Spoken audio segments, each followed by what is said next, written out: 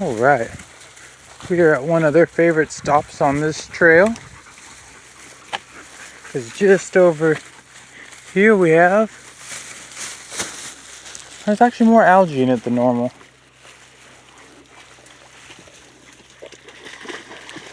But they get to jump in, cool down, get drinks.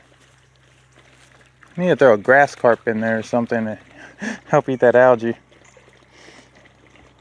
Came here like a week ago and it was nowhere near like that, but they love the cool down spots, so I'm gonna let them get a drink and then we're gonna continue our adventure.